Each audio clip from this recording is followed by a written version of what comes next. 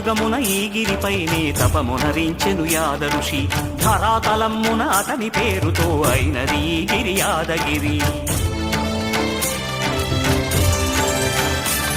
ఈ గుహలో వెలసెను ప్రళయ మహోజ్వల జ్వాలా నరసింహుడు.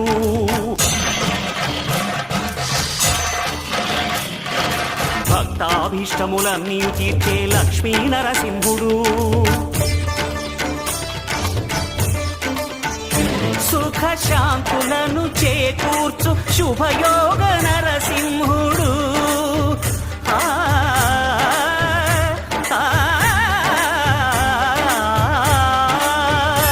సుఖ శాంతులను చేకూర్చు శుభయోగ నరసింహుడు.